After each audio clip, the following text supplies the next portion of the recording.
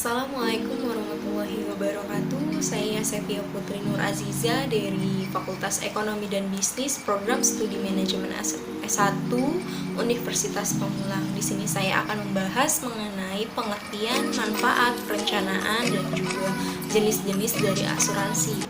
Nah, pembahasannya yang pertama ada asuransi, yang kedua adalah istilah-istilah dalam asuransi, yang ketiga ada manfaat dari asuransi, yang keempat ada jenis resiko yang dapat diasuransikan, yang kelima ada jenis-jenis asuransi yang ada di Indonesia. Pertama, asuransi. Apa sih yang dimaksud dari asuransi ini? Nah, asuransi dapat diartikan sebagai suatu bentuk kesepakatan, kerjasama atau kontrak pengalihan resiko atas kehilangan jiwa atau harta, dan kemudian resiko tersebut diambil alih oleh individu atau perusahaan lain dengan pembayaran premi yang dalam hal ini adalah perusahaan asuransi.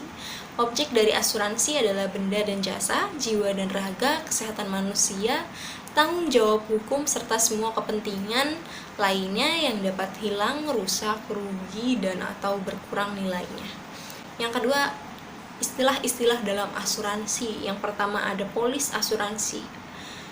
Polis asuransi adalah surat perjanjian yang berisi perjanjian asuransi antara penanggung dengan pemegang polis. Nah, yang kedua ada pemohon atau aplikan, yaitu orang yang mengajukan permohonan sebuah asuransi.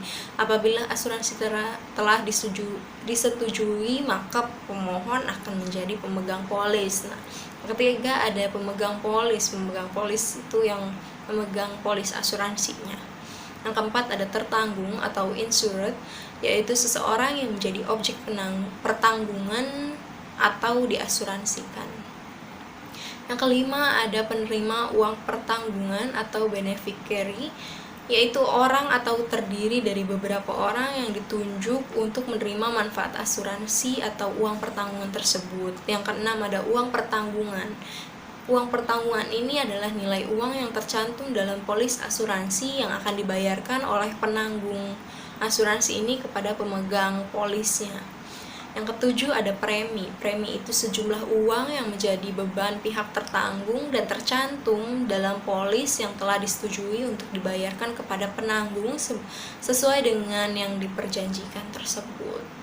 Kedelapan ada nilai tunai. Nilai tunai ini sejumlah uang yang tercantum di polis yang akan dibayarkan kepada pemegang polis jika polis tersebut dibatalkan sebelum masa asuransinya berakhir atau pada saat tertanggung meninggal dunia.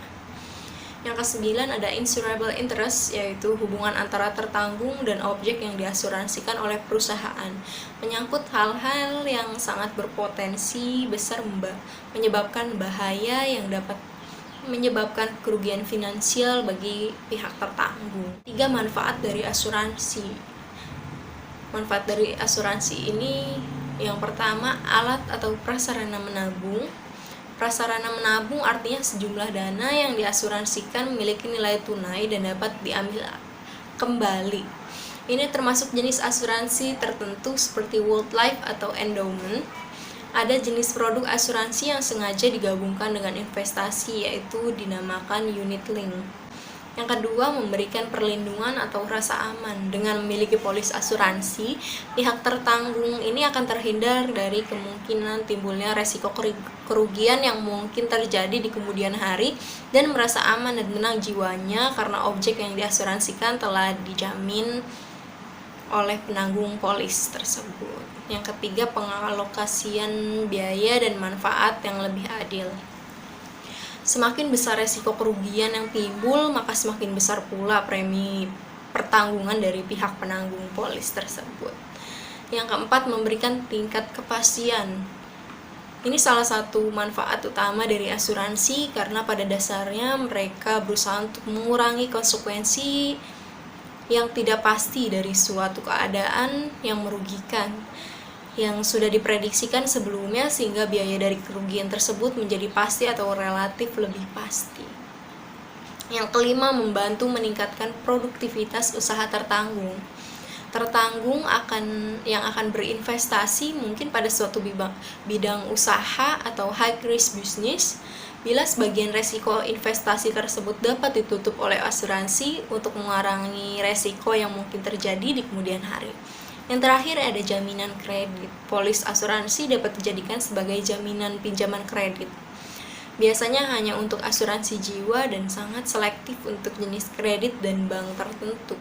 Yang keempat, kita membahas mengenai jenis resiko yang dapat diasuransikan. Yang pertama ada kerugian bersifat definitif. Yang kedua, kerugian terjadi karena faktor ketidaksengajaan. Yang ketiga ada kerugian bersifat meyakinkan.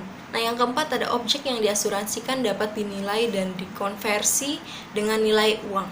Yang kelima, resiko yang terjadi harus bersifat alami. Yang keenam ada resiko yang terjadi tidak melanggar kepentingan umum. Yang ketujuh ada premi asuransi yang dibebankan nilainya cukup wajar dan tidak melebih-lebihkan tentunya ya.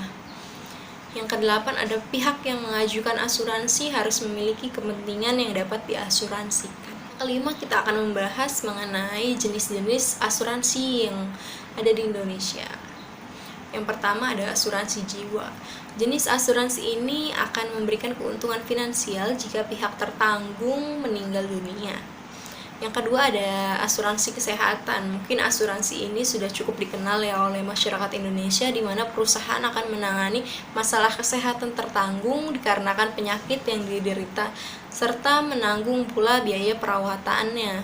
Beberapa hal yang bisa ditanggung perusahaan biasanya jika pihak tertanggung mengalami cedera, cacat, sakit, hingga kematian dikarenakan kecelakaan. Yang ketiga ada asuransi kendaraan. Asuransi kendaraan yang telah umum diketahui oleh masyarakat adalah pihak perusahaan akan menanggung biaya atas cedera orang lain serta kerusakan kendaraan akibat ulah dari si tertanggung tersebut. Asuransi ini berfungsi untuk membayar kehilangan ataupun kerusakan bagi kendaraan pemegang polis. Yang keempat ada asuransi kepemilikan rumah atau properti. Salah satu aset yang mungkin sangat berharga, entah untuk dijadikan sebuah investasi ataupun sebagai hunian.